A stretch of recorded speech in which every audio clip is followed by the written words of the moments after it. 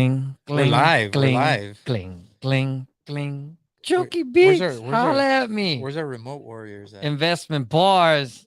Let's It- start with the golden rule. It's kind of weird. Yo, Yo, it's kind of weird when the music ain't there. it is kind of weird, but what is up? Welcome everybody to Brown Wealth Yeah, yeah, Radio. yes, Our yes. very first time here in our new studio. Well, a new room in the studio, but we're sharing it right now with TGN Talk and TGN Sports, man. This is Brown Wealth Radio with your boy Ricks and Rennie in studio. Our boy Jesse is out doing his thing, and Doger will be joining us shortly. But welcome, man. Yeah, man. I just walked in, so I'm kind of like getting accustomed to the surroundings. So, what do you think? What do you think of this new setup that we got over here? I see the jerseys. I see This is Kobe. dope. Tribute to No, Kobe. I like the open feel. I like that the table and all that isn't there. When I Yeah, walked in, the camera was like over there, and I said, "Rick's like, you wanted the camera closer. somos bonitos, bro. Yeah, Like you're right. You're we're right. not We're ugly, we're a whole bro. lot better We're, looking. we're not ugly. Even with the mask, I'm still better looking. But man, like it's like a whole new environment right here. So I'm just trying to get acclimated. But I do want to give you a shout out on your sweater, man. That's a really dope sweater. That's right. It was good. Black Girl, Brown Girl books. Shout out. They were on the podcast, a couple weeks ago, and I just wanted to make sure I showed some support. It's a nice sweater too. Yeah, man. So I think the elephant in the room was just about us not being here last week. And obviously we all had a lot of good stuff going on. But what was going on in your life last week? What the hell was last week? Oh, Yeah, I mean, oh, last week. yeah, So, last week. wifey had a little injury. Really? Yeah, yeah. She, you know what? I'm not gonna throw all the details out there. It was a little bit of a No need freak to. accident. Yeah, a little freak accident. But I hope she's okay. She's no, she's good. Yeah. So I had to take care of the baby because she wasn't able to lift him. So she's Yeah. she's better now. She's in a Yeah. better spot. There you go. Shout Hope out. you're good, Sister Myra. couldn't make it. So But yeah. and on that note, our little boy, our boy Rennie Jr. That's right. just Just had a turned two. birthday, man. Little dude just turned 2 years old. It's crazy, man. So the Time terrible flies. twos, man. What have you seen those first couple I days? mean, Because it's so been far, 2 days. so far so good. I mean, we just had a little like intimate family get together for him. Uh-huh. His cousin celebrated his first birthday the day Yeah. before, so we all went to Disneyland last week, Yeah. and then which is funny because Myra magically recovered Oh, she was in fine. time to go to Disneyland. Well, I mean, that's good. I'm glad that the gods, were able to give her the free spirit and the health to have a good time. But how was that It for was the little guys? honestly sorry, I'm just adjusting that, but he loved it. I mean, he loves anything Disney related. When he sees the characters, he Yeah. goes So freaking he knows a wild. lot of them then. Oh yeah, yeah. I mean, he knows. I think, and now he's starting to like kind of name them too. So that's really Really? cool. So yeah, he enjoyed it. We were there all day. He loved it. And then, like I said, we had a little get together, and now he's saying a lot more words. Yeah. He actually is saying "I love you" now. That was when I was working on You so said hard. you said that one just came and you were just like, I'm not gonna say just came. I still have to kind of coach him, but now he's connecting it right. So at Yeah. first I was like, say I, say love, say Oh, you, okay, and okay, I'll be okay. like I, and then he goes love. That's why he says Oh, love. okay, okay. And then when I say love, he goes you. So How does he it's say love? love. He actually is funny. My son has an accent. He was born Nice. here. We speak to him. Honestly, I want to do a better job of speaking to him mostly in Spanish, but we speak to him in both. His nanny speaks Spanish to Yeah. him. His grandparents are obviously primarily Spanish speakers, but it's just kind of funny that as he picks up all these words, he kind of has a little bit of an accent there. So I hope he keeps it. I love it. Yeah, yeah, that's awesome, man. But Yeah. it looked like he was having a good time. Like I saw your thanks for sharing those videos of the little guy, man. He looked like just happy as all hell. Oh yeah, he had a fun few days, and then we went Yeah. trick or treating on Halloween, and Yeah, he's yeah, a yeah. Halloween baby and all that, and that's Myra's favorite holiday too. What But did he dress up at all? yeah, he dressed up like Mickey. His grandma, his yayita mama, bought him a Mickey costume. Yeah. He wouldn't throw it on at Disneyland, so that was a little disappointing because we wanted him and his cousin to wear it while they were, with the characters. Yeah. But he threw it on for Halloween, but he wouldn't throw on the hat, which is probably like the most important part. So I had to put it on. You wait, how did that Yeah, like, exactly. I how? knew you were gonna do that, but it I actually mean, fit because he actually his it head. didn't look like just one of them. Yo, well, shout out to my son because his head size is in the 99th percentile There of you go. kids his Shout outs age. to So Reddy's head. it stayed in the family. But Yeah. let me ask, yo. So baby's coming soon, man. Yeah, man. I mean, You're a couple weeks obviously out, right? 2 weeks out. 2 weeks out from Yeesh. today. So, we're hoping that everything's all good, just praying that everything's good. The health is there. The wifey's doing well. She just texted me right Said, now. As always, thank you so much for the support and thank you for viewing. indeed. But yeah, I mean that along with the fact that we just finished pretty much all the work that we got on the house. Yeah, So you've been going hard, all the man. all the painting and everything's done. The interior is ready to go. The exterior is now ready to go. I mean, I still don't have my man cave or my barbecue area, but I'm gonna go ahead and say that that's not the most important thing. The most important thing is that we got the house looking like we want it to look. So Yeah, it's yeah, been a very long process, impressive, man. but Very um, impressive with how much work you put in, man. That's dope. You probably haven't been sleeping much, so we, shout it's out. been very busy. But obviously, just having the right connections and just having the right people come and do the work and helping because I don't know how to paint a house, bro. I mean, I learned how to paint stone, but I think just having the right people and then just knowing that everything was gonna have to keep moving and moving and Yeah, moving because indeed, we needed to get it done by now. indeed, Like indeed. we couldn't be working into next week. So, luckily, the house is looking right. I've been sending pictures of the work and everything like that. It's a brand new house. One thing that I did want to share because we got time and we don't even got commercials today, but one of the things I No wanted to commercials, share, really? no commercials because we're here. We're not on the app. Oh, that's So we right. could The just go. We updates. could just go today. We Yeah. could just go Okay, today. let's just go. So it was really cool last week. My wife and I we went out to dinner with the sellers of the house. And You it mean the was people who sold you the? yeah, the people that sold us the house. Oh, okay. Um it was kind of crazy because they were just really good people. Uh huh. And they have been through a loss with their mother and everything like that. And we wanted to give them a gift because it was one of those things where it was like this is meant to be for both of our families. Mm-hmm. And the coolest thing was is and their last name is March. March, like Yeah, Marzo, like the like month. Marzo, Uh yeah. huh. And it just so happens to be my wife and I birthday month Uh huh. and also when we got married. So it was one of those things just too good to be true. And we just had a great conversation with them and they were just real genuine people. And the one thing that stuck with me that I really wanted to share was just that they said that the number one thing they wanted was a family to move in. Oh, that's what's up. So when I was able to let them know how we were as a family, how we were building a family.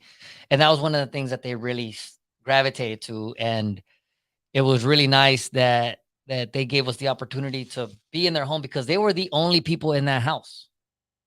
They were the only people that That lived ever there, lived there. ever lived there. Yeah. And so when they saw what we've been doing with the place, like they were just really excited because they said that they saw just how much love we put into the house, which is what they wanted. They didn't want to flip. They didn't want somebody to come in and mess it up. So it was a really, really, heartfelt, I don't know. I call emotional. BS on some of that, bro. Yeah, I don't think they gave you a discount either, did they? If Well, they did, then no, I give them props for that. actually, we weren't even the highest bidders, bro. Oh, okay. We Yeah. weren't we weren't the highest bidders. I think I told you I reached to the limit that we were at, and you know Okay. they took our offer Yeah. and they were even There, are, patient throughout the whole I feel thing. you. There are some like good, well-intentioned people. When we bought our house, we weren't the highest offer either, Yeah, and the sellers, we didn't go to dinner with them or anything like that. But I remember them saying very specifically, that obviously they sold the house to us because of the family, the baby, yeah, the one of the sellers, the wife fell in love with the baby, yeah. smiled. That's probably why we got Of it. course. They actually did give us money back that they didn't need to. Mhm. It wasn't a lot, but it was obviously the thought that Yeah, counts. yeah, So yeah, you're right. Sometimes I can be a little cynical. That's what's up, man. I'm glad. I'm yeah. I glad those mean, people took care of you, it was real. It was just kind of real, like heartfelt, and my wife's on there on the comments. So thank you so much, wife, for joining us. man. But it was Shout out just to really nice that Monica. we got to talk to them and got to learn more about their story, and then they learned about us. And obviously, my wife, being the inquisitive mind that she is, she was like, "So what made you sell us the house? And how are you guys Uh growing huh. up?" So we got like their whole life story, and it was really cool. And then last Friday we hit up, more of the Downey Norwalk area, and we went out to eat with our real estate agent because obviously it took a lot of people's help and a Yeah. lot of people's goodwill and their efforts to help us get into this house. So, shout outs to all of that. So that was partly as to why all of us were very busy. Indeed. I wanted to give shout outs to Dogra and Jesse because they're both moving in some big time new roles, man, and things are moving for everybody. So it's been really dope to see what's been going on with our little family. Yeah. Indeed. And obviously we have a lot of things coming up in the future, and we want to stay with you guys because everybody that's been supporting us in the show and the movement and everything that we're doing has just been really special. But things are coming, things are going to change, and I'm looking forward to it. But as our conversations have been, I really, really enjoy the fact that we're all on this journey together, Hmm. because at the end of the day, we are four real good friends who decided to do this to help our community. But at the end of the day, seeing everybody help their families and help their own situation, it's been dope, man. Like Yeah. it was the one thing that I really wanted to take from that and share with everybody that's here. Indeed, man. I think that's ultimately what it's about. It's about your support system, your network. Hmm. I think a long time ago you had a lyric about, Building a net your worth building a network starts with a starts with a network. net worth. Because if you're starting at zero, how you planning to get Get work? work, Yeah. but yeah, so that's what's up, man. But shout out to everybody. Shout out to Jesse. He's up in Seattle doing some big things. Hmm. Shout out to Dogra. He should be jumping on shortly. Yep. So we'll have him jump on. But should we go ahead and get started? Yeah, man. So in honor of Jesse and because my boy's out there traveling, dímelo, mi gente. This is episode 33 of Brown Wealth Radio, titled Dia de los Muertos, because obviously November 2nd is Dia de los Muertos. And obviously, shout outs to and condolences to everybody that has a lost loved one. And we wish them nothing but obviously the safest journey, and hope everybody's okay and that you're all celebrating with your loved ones at the moment. And just know that we here at Brown Wealth Radio are here for you. But we got a good show coming We up, do. man. We have some good, interesting news coming up. I know that you're going to hit them up with a little bit of that. You want to give them a little sneak peek kind of thing? Nah, man, we'll get there. No, We'll we're get gonna there. get there. We We're got gonna some good get there. We stuff. have some earnings news. We have some Brown Wealth Matters topics that I wanted to get to. I'm gonna go ahead and just let everybody know I will be the music system of today. So all of our sound drops will just be me. In case you're like, man, these sound drops sound great today. What's going on? You're gonna know that it's me. And we're also gonna talk a little bit about credit when Credit Chris joins us. But as always, it's time for me to do what I gotta do, and that is our disclaimer. So do you want to time me today? Because it's been a while since I've done it, bro. Nah, bro. I think No, you're all good. right, all right, Go all right, ahead. Go fine. ahead, All right. man. Our disclaimer is that our content is intended to be used and must be used for educational and informational purposes only. It is very important to do your research, aka do your homework before making any investment decisions, and it should be based on your own personal circumstances. Investing has inherent risk, and past performance does not guarantee future results. You should take independent financial advice from a professional in connection with or independently research and verify any information that you wish to rely upon, whether for the purpose of making an investment decision or otherwise. Ooh, that was smooth, bro. It was That pretty was smooth this smooth. time, right? Yep. Yeah, so let's keep it moving. Hey, And yo, what's the hey, 411? yo, what's the 411? Yeah, what's the 411, man? I got it going on, man. I got it going on. All right. So this has been an interesting one. It's Tell me about I it. would have loved to have gotten Jesse's and Dogra's viewpoints on this one too. So for now it'll be you and I. Elon Musk's 5 major moves in first week of Twitter ownership. So, we have been talking about this for some time. We followed, what it did to Twitter and Tesla stock. Yeah. And he officially took over, I want to say like Thursday or Friday of last week. Yeah. And here are 5 major moves that, well, the article, it's a Fox Business article. It kind of says it's 5 moves that have happened. It's really 4 with the 5th one potentially on the way. Okay. So let's talk about them. So first off, it was he dissolved Twitter's board. Yeah. Secondly, he fired the top executives, including the CEO, the CFO, the chief compliance officer, I believe. Yeah. He brought in Tesla engineers to review Twitter's code, Okay. like the computer code, Yeah. stuff I don't know about. And he's launching a content moderation council and revamping Twitter verification. Yeah. The 5th thing that is potentially on the horizon is a Vine revival. So I thought this was interesting because, we're obviously professionals, and we've worked for a variety of different organizations, Very much so. nonprofit, public sector, private sector, mega caps, etc. And typically when some kind of leadership change happens and so many moves happen at once, it's very difficult for the people that are there to absorb that level of change, and maybe for the organization to sustain it.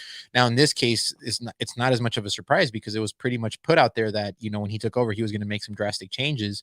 But obviously, this is still a lot. For to put some context in there, like, I actually like using Twitter a lot. I don't think it's the best app. I don't think that they've reached their potential, but I personally like being able to not have too much censorship in there. I also think it's like the best way for me to find news. So I actually personally, use Twitter. I don't really post on it necessarily. Oh, okay. Okay. But I think that there's a lot of untapped potential there. So, it was just really interesting that so much could happen, in a couple of days as he tries to take over and tries to make it, successful. but it feels like a lot. Now there's been some misconceptions, and one that I wanted to talk about was this revamping the Twitter verification. Yeah. I want to get your thoughts on it. So, AOC, Uh-huh. political bay, Or as go. some of Yeah. us talked to, she put out a tweet talking about how, basically this Twitter verification was for a way, for people who are posting on Twitter to pay to essentially say that whatever they're saying is valid Or verified. Yeah. or verified. Right Yeah. now, in my personal opinion, I think that's a little bit of a misconception. I actually think the verification thing is more of a revenue stream generator, and it's not about certifying that what you're saying is valid or not, because that's Yeah. actually, if you're going to take Elon Musk at face value, he actually wants to get away from that. It's really about, you're going to pay for this Twitter verification. It doesn't mean that what you're saying is true or not. Yeah. So, with that said, I could see how it's confusing and all that, but I wanted to get, your take on it. Obviously, I'm a little bit, I tend to be a little bit more on the pro Elon side. I like what he's doing. Yeah. I don't really like too much censorship, but I also understand that there's different perspectives. Strictly speaking, to just the verification side of it, I think that when it first started, the verification, it was more to show that these people with a big following were who they were, so that you wouldn't get people using their moniker saying, "Oh, I'm Shaq. I'm Mm-hmm. posting this as Shaq." So being verified meant this is the actual person who's doing it. So I thought that that's how it originally came about. So it wasn't so much that you were verified as a truth teller. It wasn't that you were Right. verified as a credible source. It was saying that for people that have a big following, it kept Mm-hmm. other people, some copycats, because you see that on IG all the time. People get their profiles stolen and redone for them to get the followers that the original person had. Yeah. No, and I think you're right. I think now, though, they just want to, generate revenue off of it, because from a business Yes. standpoint, Twitter is not very good at that. Yeah. So I think that And might that have a little makes bit more to sense. do That with it. makes sense in the fact that if you have people that have big followings, or they use it for their own revenue, Mm-hmm. if you're from a news source, you want those clicks when you post that link. Right. If Well, you're a writer, you want people to look up your and clickbait. You want people to. right. So that makes sense, because it's like, well, if you're gonna make money off of our platform showing your stuff, Mm-hmm. you need to pay. Right. So Well, it's like buying ad space on a newspaper. yeah. But I think, the reason I wanted to start with that is because I do think it's a little bit, of a precursor to the bigger conversation, which really is about censorship and what Elon plans to do with Twitter. Yeah. So since taking over, there's been like an increase in people using, the N word, for example, and there's Yeah. obviously a lot more, people who may be racist that are putting their thoughts out there. And I know that there's differing school of thoughts, and my personal school of thought, I'm not a big fan of censorship. That doesn't mean that I support people who are, saying racist things and whatnot. But my personal viewpoint on this is that, I'd rather see the snakes in the grass. Like, let's cut the grass and let's see what, these people are willing to say, because Yeah. I'd rather, I'm more of like, let's see the enemy in person versus the enemy that's hiding. Yeah. That's my personal thought. Like, what are your thoughts on it? I've seen like our chat group really get into that Mm-hmm. conversation. And I would say that when I'm seeing that, or when I think about what you're saying, I kind of differ in the other way, because it's not so much that they're showing themselves out to be, it's that they're able to put something on a platform that will now reach more people that are easily persuaded. And censorship, free speech, those two things are always going to clash when it comes to Well, they have creating to clash. It's censorship and free speech. but creating division. So when we talked about 2 weeks ago, the last time that Doger and I were here, if you're in a public figure, if you're a public figure, or you're able to speak to masses of people, you should be accountable for what you Mm-hmm. say. And in some instances, you should be disallowed from spewing things that will cause derision, division, and hate. So that's more of what I see it as, especially for somebody, again, if you have a platform or a ton of Twitter followers, in any way, shape, or form, if you're causing or trying to rile up division or hate or violence, I don't see why that should be protected. That's kind of how I'm coming from it. I think it, I definitely understand that vantage point. I think when you remove that extra cloak, that extra layer, you don't get surprised later. And I think between the years of probably like maybe the Clinton presidency, all the way up until, Mhm. the last few years that we want to forget about, or at least some of us want Yeah. to forget about anyway. I think there was this like general conception that maybe a lot of those racist thoughts, a lot of that extremism was, was gone, and then it turned out it wasn't. Yeah. And why is because people didn't feel like they could, The put need that to stuff hide out it. there.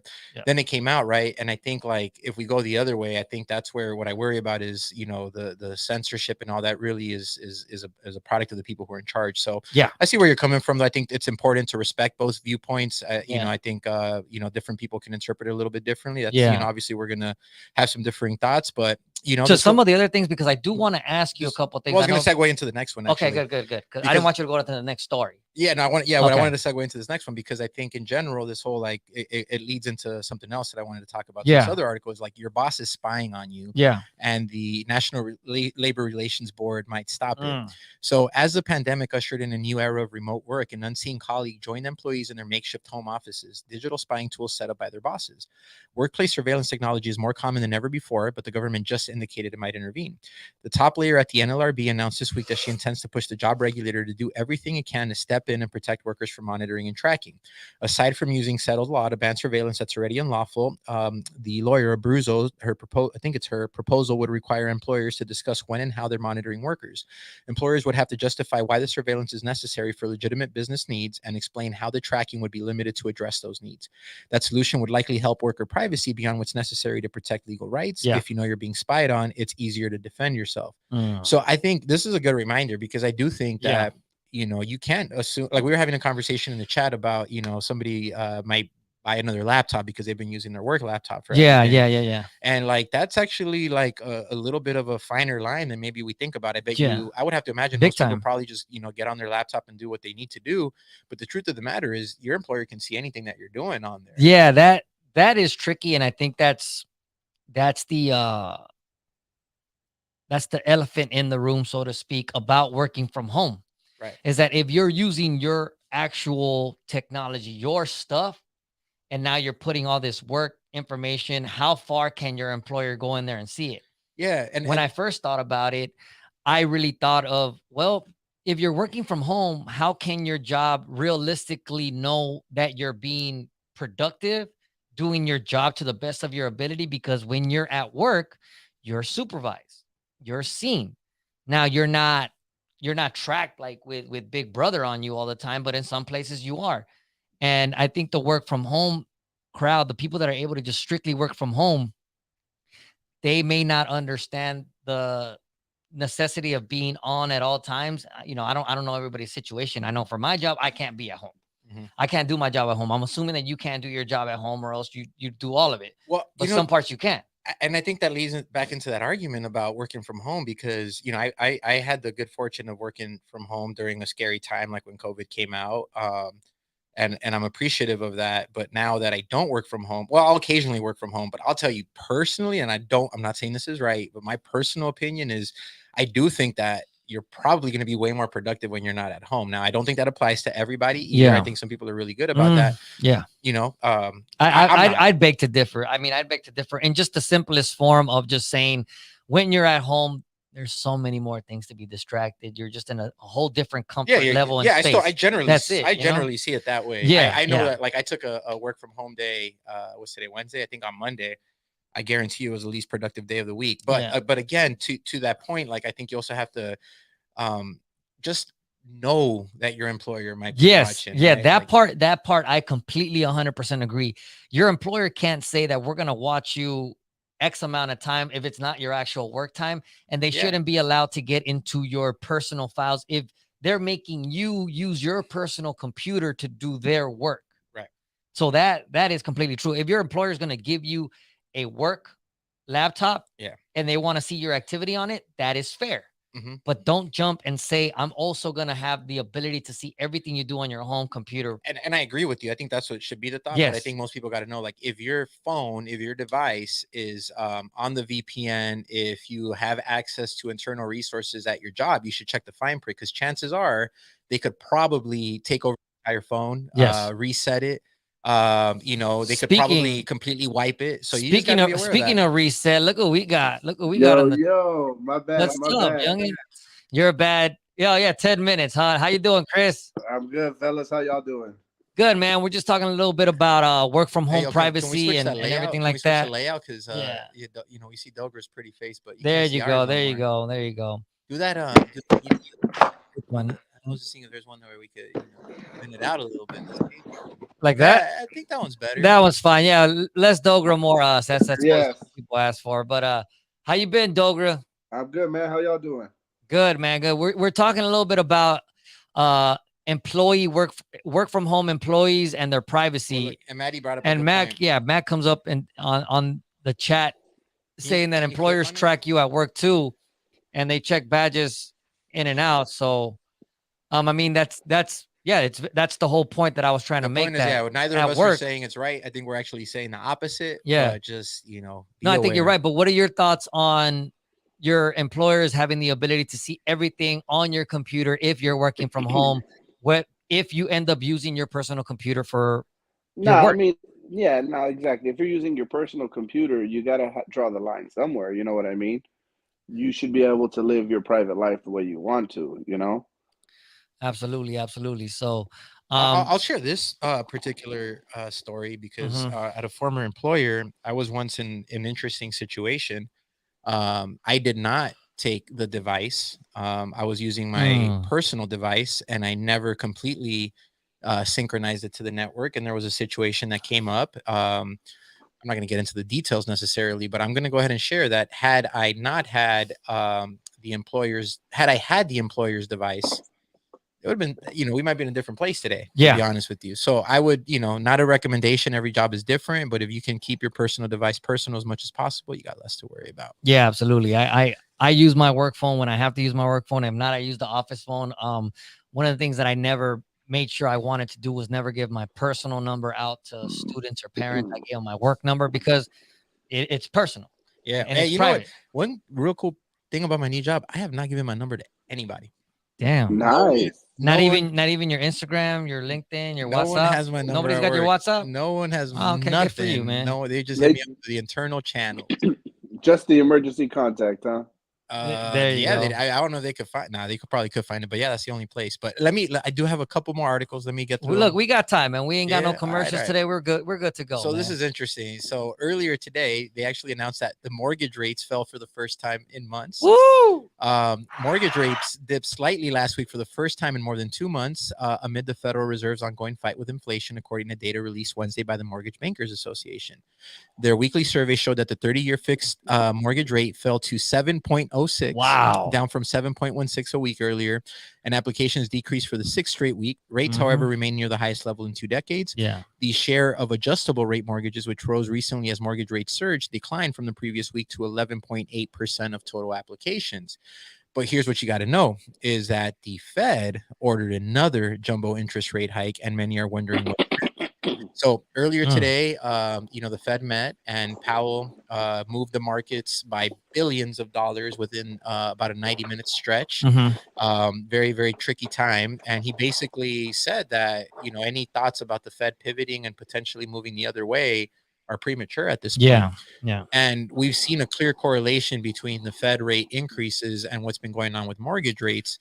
So, this is, earlier this year, if you've been following us since we started in March, you'll remember what were the interest rates at when we first started? I want to say they were like, what, close to 3, Chris? Yeah, I think 3.25. 3.25, Yeah, I right? wish. Yeah. And I get it. Like everybody has a different situation. Even amongst our circles, some people were able to lock, them rates in, maybe at a 5, but it's probably going to hit double digits. We talked about it a couple weeks ago. If the Fed ain't going to slow down their pace of rate hikes, then that rate is going to continue to go up. Yeah. And that's going to really like drain a lot of, it's going to drain the applications because less people are going to be qualified. They're not going to be able to buy as maybe as big of a property. There's going to be less liquidity in the system.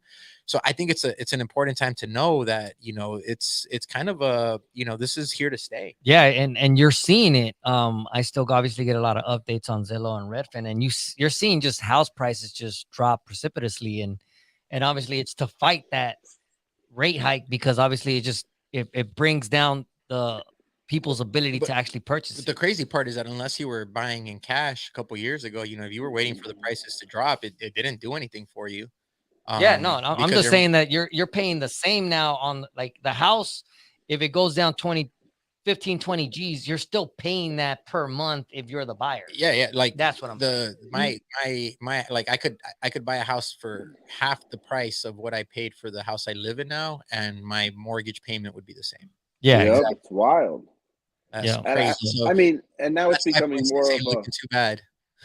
yeah, now it's become more of a slowly going to more of a buyer's market in the sense that now sellers are going to be more inclined to cover closing costs, to offer credits. Even the lenders are offering more credits now all of a sudden to, help entice the business.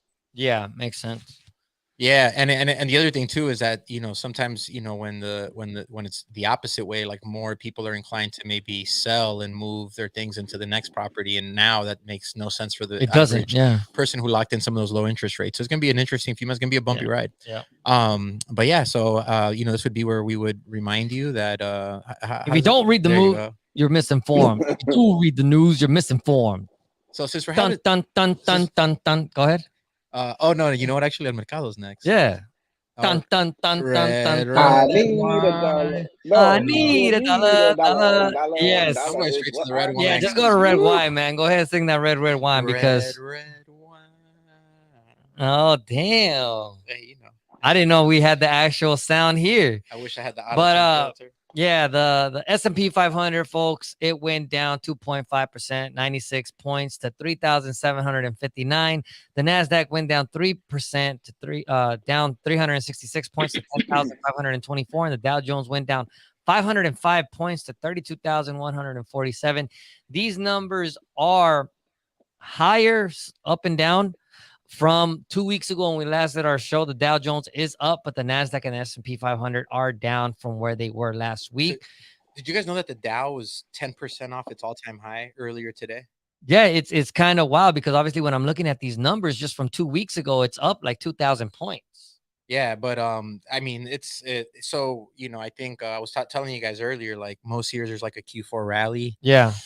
I think the rug's getting pulled this year. I would have to Mm. imagine that it'll probably have a small bounce, like a dead cat Yeah. bounce, but it's gonna be ugly. Yeah, man, it's gonna be ugly. And obviously, if you're in the market, you are here for the long term. That's what we always preach and what we always telling you. But it doesn't look like the market's gonna hit the 8% from yearly from the beginning of the year. Probably not, right? Well, you got to remember, right? So the S&P returns on average 8%. Yeah, I on think I average. want to Yeah. say the last 2 years it returned. I don't know, 2030, I think. easy. Yeah, it was I like think. 2030. I mean, the COVID lows. I want to say it was like 218, and at Yeah. one point it hit 480. Yeah, we So were it talking doubled. about that. It Yeah, doubled in the for course in sure. less than 2 years. So of Mhm. course this was going to happen. So I'm not going to go through all of earnings because even though we have time, I still want to make sure we get to all our other segments. Yeah, absolutely. But I was going to cover a couple companies, and I'm just going to say this: like in these markets, sometimes good news becomes bad news, and bad news becomes good news. And a really good example of this is Airbnb and AMD.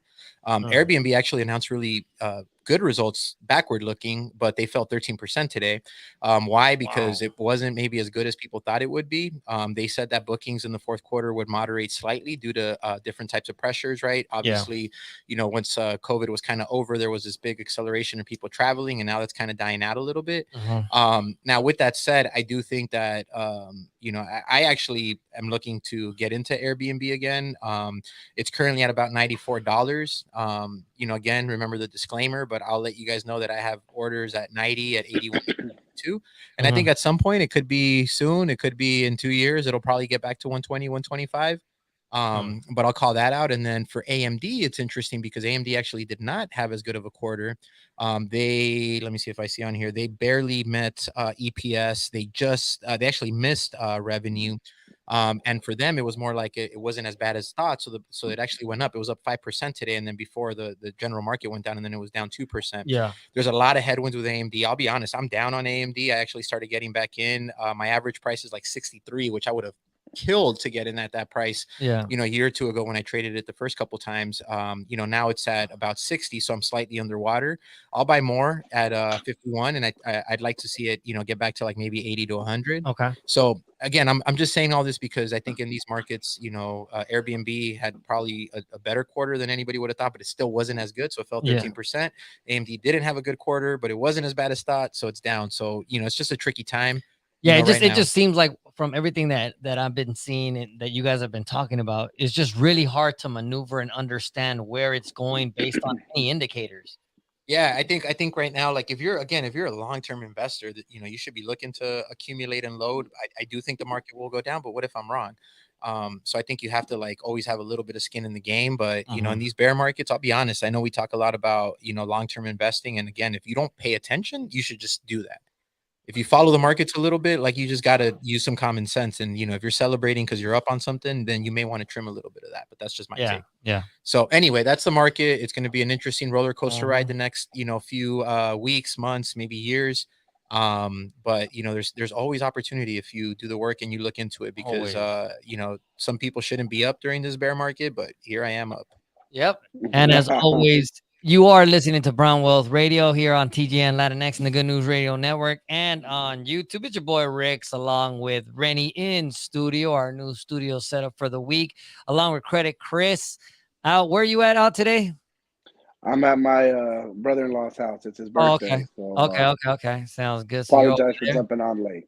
Yeah, absolutely. Well, just because of that, you get to jump on now because it is cash rules everything around me. Cream, get the Cream, money. get that money. Dollar Dollar, bill, dollar bill, y'all. y'all. Mm. All right. So cash rules everything around me. No credit does. Something that's been come up in our DMs conversations is, the Amex Platinum card. It's a great card. Do you have that card, Rennie? Is mine a platinum? I don't know. Let me look it up. I think it is. Well, So when you tell me about the benefits right now, I'll know, but I don't know if mine is a platinum. Go ahead. now Continue. a lot of times people get the Amex Platinum because of the name, kind of like the brand. You know what I mean? Like you want to call it the Louis Vuitton of credit cards to an extent, you know what I mean? And Yeah. don't get me wrong, it does offer a lot of great benefits to it, but there is a cost that's associated with it as well. Its annual fee is $695. Now, in the defense of the card, you can get that back in rewards. It offers a $200 credit towards hotel, a $200 credit towards travel. It'll pay up to $20 a month on your streaming services like Disney Plus, ESPN. It'll pay, I think, $30 a month to your Equinox membership, your gym membership, for those of you that go to Equinox. It does give you access to a bunch of lounges at airports, the Centurion lounges, so there's a lot of great benefits to it. But I see people with that credit card and then they use that credit card and they're thinking they're doing something right. Now, again, it's a great credit card, but if you have that credit card, you should also get the Amex Gold. The Amex Gold is a $240 annual fee, right? It doesn't have as many luxury perks as the Amex Platinum, but the Amex Gold actually gives you points every time you use it. The Amex Platinum doesn't. The Amex Platinum just gives you that luxury stuff, but every single usage, it does not accumulate points. So right now, the Amex Platinum has a $100,000 sign-on bonus, and the Amex Gold normally has a 60, but it's a 75,000 right now. And the reason they give the $100,000 one over on the Amex Platinum because they know you're not going to continue to accumulate points only if you use the Amex website to book travel. The Amex Gold will give you 4 times the back at restaurants, 4 times back at supermarkets, and then dollar for dollar, pretty much everything else. It does have perks as well. You do get $120 towards Uber, $10 a month. You do get some streaming credit as well. Not as much as a luxury card, but I just really wanted to educate people that if you're getting the Amex Platinum and you don't have the Amex Gold, you're doing yourself a disservice. Have that Amex Platinum, throw a bill on it that happens every month just so it's still active, but use that Amex Gold for your everyday purchases so you rack up the travel points that way as well. I'm sorry. Did you share MS? What's the annual fee on the gold? The gold is only $240. 240. Mm. Yeah, I don't And have you either. I have the Marriott Bonvoy, which really works out for me. But sorry, were you gonna say something? no, the Amex Platinum gives you the Marriott Bonvoy gold status and the Hilton gold status as well. Oh, word. So everything I Okay. get with the Marriott Bonvoy, I would get with the gold, Platinum with with the the platinum with the platinum. Yeah. So you okay. may think about switching that up, Randy. You may, but I don't know if you want to accrue that annual fee unless you're going to take advantage of the No, actual because I perks think that it does have. with the Marriott Bonvoy, my annual fee is like 300, but I know I get a $700 or $800 credit towards it, and then like the points is ridiculous. Like I have like weeks worth of travel. Like I just booked Puerto Vallarta, I booked Cancun, Nice. coming up. But if I could do it better with the platinum, I might be definitely switching Yeah, over, yeah, Well, especially if I I, get I all the benefits. yeah, I think the platinum is only for if you really want to get those extra perks, those luxury benefits. You can Hey. also get that. One thing that is underutilized with the platinum card is the concierge service. So there's actually a number you can call that if you need reservations at a restaurant, you're trying to get tickets to a concert or a game, they 24 hours a day will answer and try their best to get you in there. Yo, is that Um, Pledge Bro Eric? I don't know. Is that Pledge Bro Eric? I see E Flores. He's a new commenter, but he was talking about sometimes you can get 150K That's bonus points on the platinum, and also 5 times points on airfare spending. So that's our Airfare boy spending Eric, on man. the That's Amex Shout Eric out. Flores, right? Yeah. portal. What's up, Eric? What's going on, man? That's what's up. Thanks That's for cool. joining us. Yes, there you go. Yeah. Ooh, I All told you, right. man. I told That's you. actually Eric Flores, our pledge bro from back in the early 2000s. Oh, he knows stories that Yeah, you we know. don't want Classic. these on, He, we don't want it on the show right yeah. now. But Go ahead and man, log off, good to Monica. good to see you. Log off. She's still gonna watch it. Oh god damn it. Oh man, hey, Yeah. yo, but credit Chris dropping gems as always. Yup. And then Eric brought up some good points. You get a 150K bonus on platinum, 5 times on airfare spend. Damn. Yeah, so Woo. that's some good stuff. But man, thanks for joining us with that credit, Chris information. And now we're gonna move in. About a seat. Dun, dun, dun, dun, dun, Oh, y'all dun, good. dun, Yes. dun, dun, dun, dun, dun. Decent. Dun, dun, dun, dun, dun, dun.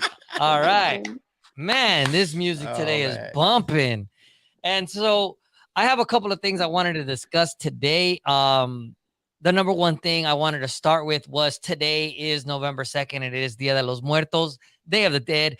And just to give a little bit of background information, because I didn't know too much about this, and it was actually something that my family never really celebrated. So over the years, I've been more educated on it. And obviously, it came out to a lot more mainstream success and mainstream audiences through the movie of Coco, which I thought was just a beautiful movie, man. I know Mhm. that you probably have heard it and seen it Oh, a lot yeah. more with your son, and I'm Oh, sure yeah. that you guys have seen it as well. But it's just a really beautifully told story. And I just want to give a little bit of background on what Dia de los Muertos is. And it's a Mexican holiday where families welcome back the souls of their deceased relatives for a brief reunion, and it includes food, drink, and celebration. It's actually a blend of Mesoamerican ritual, European religion, and Spanish culture. And it's celebrated from October 31st to November 2nd. October 31st is obviously Halloween, and November 2nd is Dia de los Muertos. But according to the tradition, the gates of heaven are open at midnight on October 31st, and the spirits of children can rejoin their families for 24 hours, and the spirits of the adults can do the same on November 2nd. Now, where did this start? The roots of the Day of the Dead, Dia de los Muertos, is back from 3,000 years ago, where it was rituals of honoring the dead in the times of the Aztecs and the Nahuatl people that were living in central Mexico. And they always held the belief that death was an integral part of life. And so what the belief was, what the tradition is that when somebody dies, a person is believed to travel to, I want to say this correctly, Ticunamictlan, the land of the dead. And what they have to go through is 9 challenging levels. The journey lasts several years. And that's when a person's soul could finally reach Mictlan, which is the final resting place. And in Nahuatl, the ritual honors the dead. And what they do is that they provide the family members of the deceased provide food, water, and tools in aid of the deceased on this journey. So that is what inspired the contemporary Day of the Dead practice, in which people leave food or ofrendas, as we call it, for their loved ones' graves. And they have makeshift altars. And this is something that we've been doing now for years in my school. And it's always really beautiful because you get to see people bring, you know, emblems and representations of their family, ones that have deceased. And, you just have all the beautiful decorations and Hey, the beautiful face I paint. think Dover just gave you COVID. Dogan. Ha ha ha. I'm over here about to kill both of you guys and celebrate you on Dia de los Muertos. But it's just a really cool celebration, and it's really cool to understand how this tradition has been going around for 3,000 years. And Deuce, thank you so much for joining. I always look for your insightful analysis of our show. Thank you so much. Oh man. But it's great to be here.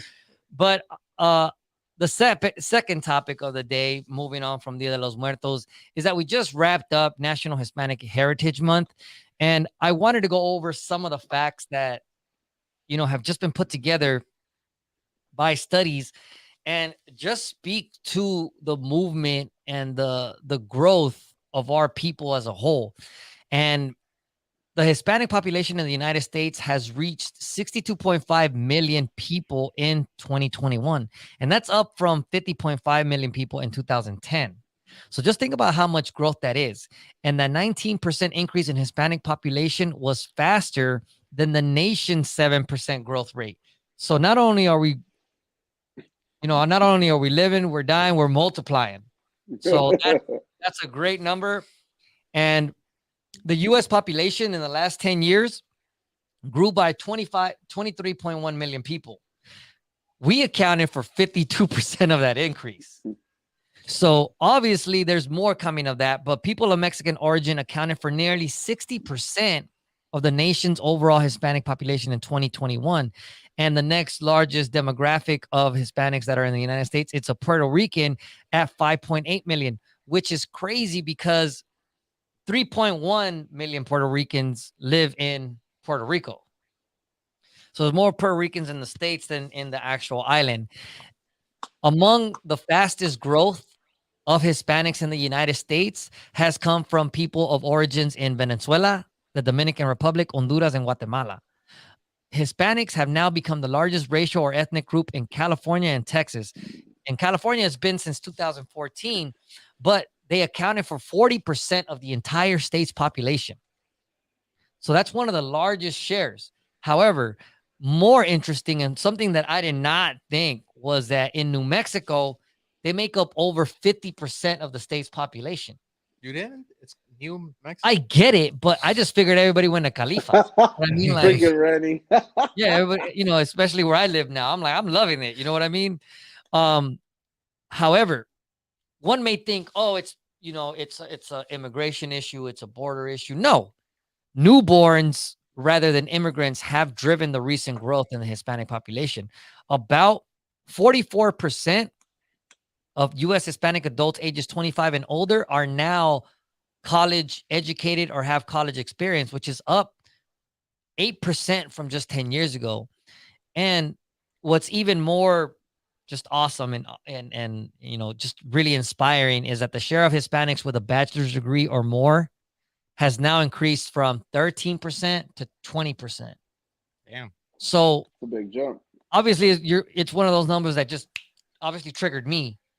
But just to see the growth, just to see how much of this beautiful country we are now part of and that we're growing and growing.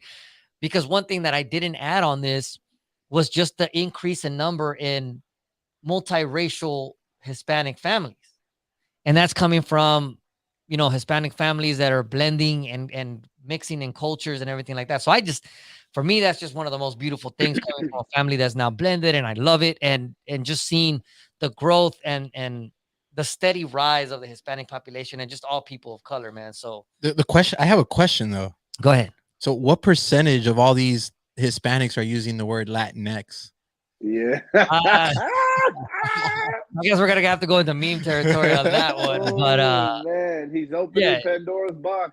Yeah, man, you really gonna go there, bro? Go ahead.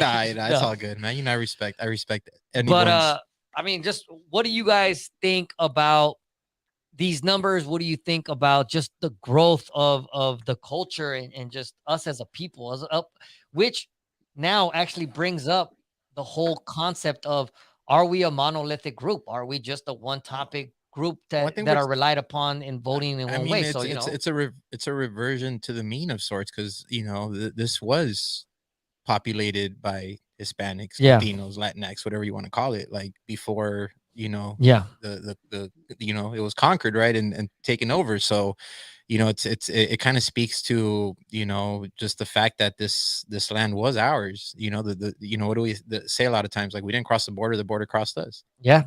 So Absolutely. that's my biggest takeaway from it. And I wanted to thank you both for just contributing to the growth in Mexican families because you guys both married, both married into Mexicans, and you guys have beautiful Mexican babies and things like that. So thank you both Yeah, for so joining there's definitely joining the blending clan. going on in my family now, definitely.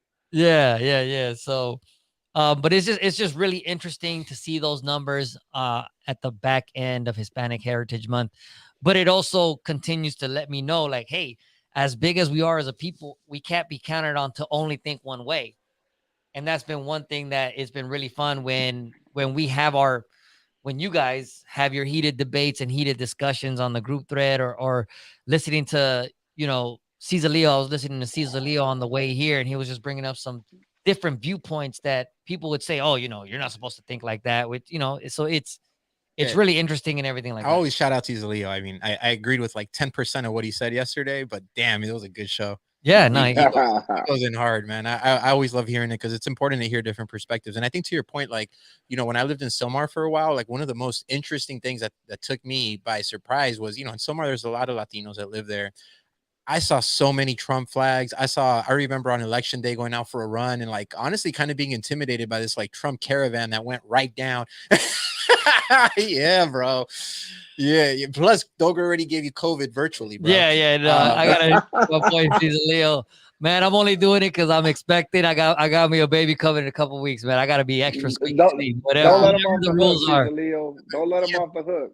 but I remember being in Silmar, like I remember going for a run one time and I was thinking like, damn, this Trump caravan is coming through. So like that was a surprise at the time, but I think at the same time you also have to like you have to understand different perspectives. And that's like I know when we get into it sometimes Yeah, my argument is always that, I just think that if you're not listening to different perspectives, you can't get a comprehensive view of the situation. And I think like the more that you let one side completely influence and educate you, then you can't like really have a well-versed thought out opinion on the matter, because every now and then the other side is going to hit you with something that you're not going to be able to respond to. So even if I don't agree with like necessarily everything Cesar Leo says, like I give him a lot of props because he comes into his show well prepared. He's always, he's talking, from what he believes is the truth. And if we don't agree with it, that's one thing, but I think you can't like knock it on like the production value, what he's bringing to the table every week. So yeah. man, I had a funny story real quick. I went Real to work quick. today. I have a very long commute. It's a 81-mile commute actually.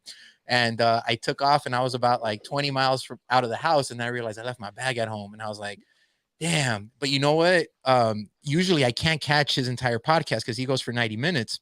I can't catch the entire podcast in one trip. I can't watch it live anymore because of work. So I always watch it like I always Yeah, kind yeah. of watch it on the side. Try Yeah, not to yeah, watch it while I'm driving. yeah. But I caught the whole thing. Luckily for me now, YouTube can actually play while you're watching directions and stuff like that. So yeah, Yeah, so it was really good. So that's like my biggest thing on this is just that, like, I think there was a time where I think you could have kind of maybe correctly assumed for the most part that most Latinos, Hispanic, Latinx, whatever you want to call it, were more on the left liberal side. Like yeah, me living in Silmar, like really. Like that's where I had to understand that was different. I remember going to the gym at the USA Fitness in Silmar, thinking like, why aren't these fools wearing masks? And then I realized, like, you know what? There's actually like different schools of thought out there that you yeah, have to be aware of. So you just gotta keep an open mind to that. Is my biggest thing. yeah. And that was one thing that kind of struck me when I see just the numbers of it, because obviously to assume Yeah. that one group that you're gonna get this one group voting only one way or thinking only one way, it's wrong. It's the same way that you have it in all communities. Yep. All communities, when they're large enough, you have to understand that there will not be one train of thought, one viewpoint Yeah. completely. So that is something obviously that's extremely important and extremely important to understand when you're trying to build dialogue and community, because at the end of the day, you know, understanding what you feel and what you believe in is one thing.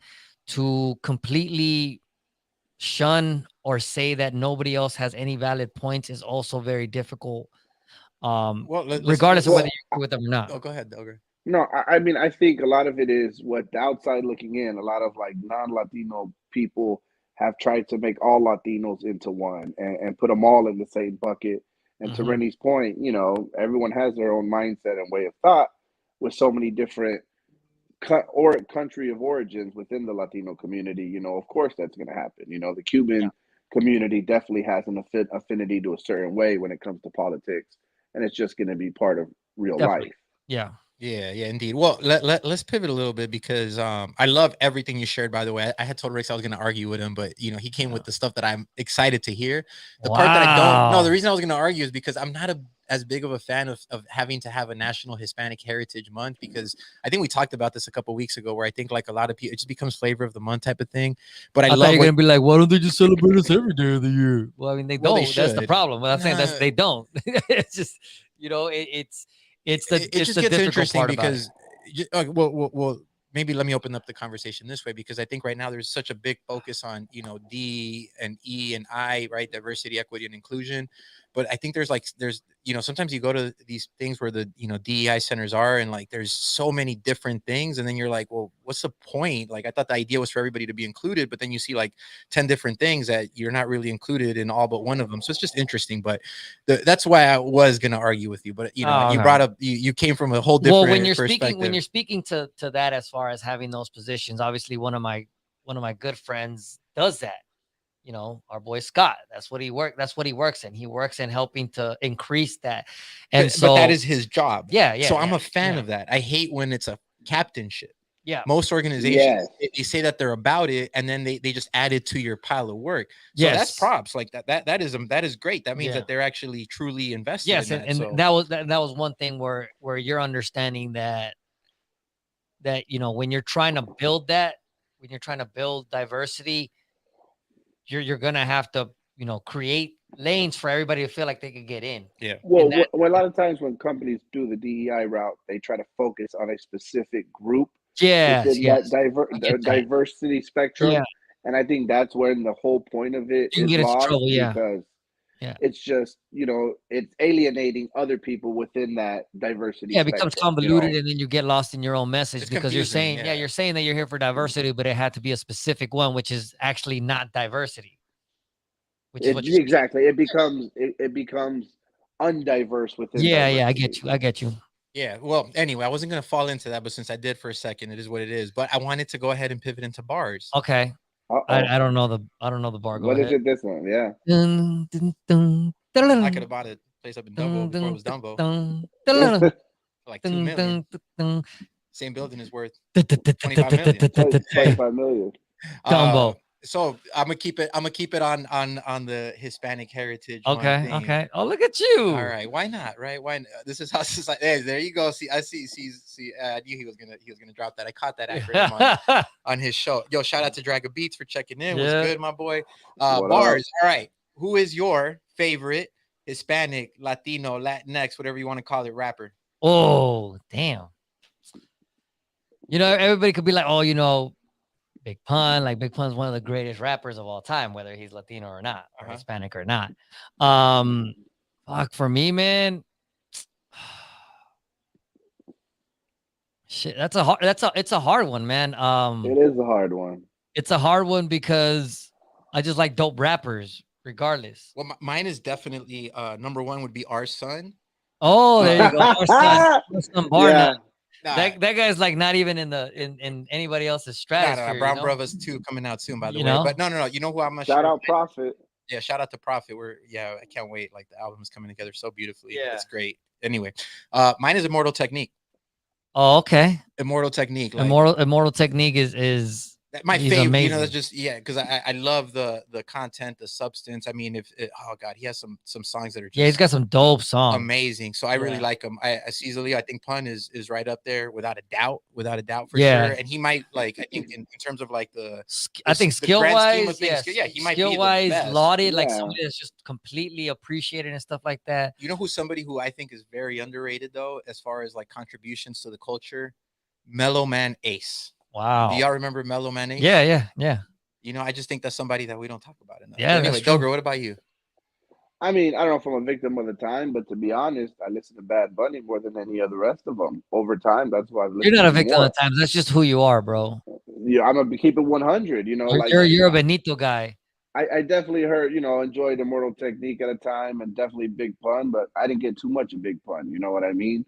So I'd have Oh, to go with see, Bad Bunny. yeah. Now we're coming with some fire. We Dragon got Call that Tego, Calderon, Lighter Shade of Brown, South Park South Park Mexican, Mexican, yeah. Residente. If you only know Atrévete, you don't know how good that guy is. Yeah. And Residente's got fucking bangers and beautiful tracks, and he if could you don't know bar. who Residente is, just look up Luis Gonzalez and Yeah, I was gonna say, wasn't he your roommate? Yeah, I used to live with the guy, so he's great. indeed, But no, man. yeah, Residente. He actually, when I really think about like the stuff that I've caught from him recently, like over the last couple of years, as opposed to just Atrévete, which I always thought was a dope track. But he's You an gotta amazing writer. the beat. Oh, I got a Beat story about the nuts. beat nuts. Go ahead. I almost got into a fight with Well, of course you did. Juju. Juju, is that his name? I was in New York. Raise your hand if you're surprised, Dogra. Hey, shut up, man. Y'all don't get it. Had nothing to do with it. So I was out in New York. We were going to Made in America in Philly, and I was with some friends in New York, and we were visiting. We were out one night, and my well, we don't got to name names, but we were no, Don't say that. we were hanging out with a homegirl who was strictly a homegirl, nothing more than that. Juju thought that I think Juju had was trying to holler at her, and I was like not trying to holler or anything, but I think he thought that I was kind of in the way. So this fool steps to me, I'm like, all right, fine. You want to I was like twice his size, I probably would have. Would have been pretty. You would have eaten them for But dinner. I'm like, dude, I don't want to. Dude, I got love for the beat nuts. I don't want to. That's what the hell, man. That was a very Did you awkward tell situation. him no escaping this? Yeah. Of course, man. That was an interesting thing. That's Anyway, a good one, man. but I'm not a fighter. You see, I'm peaceful, bro. Is it too soon to say that I was always a fan of Baby Bash music? Baby Bash? Baby Bash, Nah, yeah, he had his moment. Let's keep it He has 100. some He did. track. Pitbull did start off as a rapper, and he is Mr. Worldwide. No, so Pitbull actually is a very skilled rapper, and some of he had bars. and you still got to give him props for what he's done. Dude, I'm just saying, a lot of people hate on Pitbull. I've always thought he was a really good showman, and he was really smart. If you go further back to the early to mid 2000s, you could still hear him rapping more, and then eventually he knew what he was going to be good or what he was going to be successful. Yeah, for, he found his lane. Yeah, is what you said. No, but you can't be mad. He saw where the money was at. You know what I mean? Yeah. If he would have stayed going after that rap, he wouldn't be as big as he is today. He wouldn't be. There you go. Oh, Joel Ortiz is dope. Bodega Chronicles is one of the best mixtapes I've.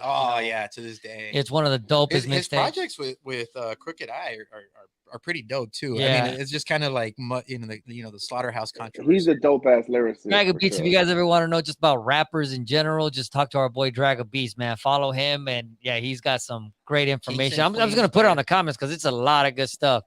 He's over here. Spanish rap of the year for me was Kings and Queens by Ready Me 2.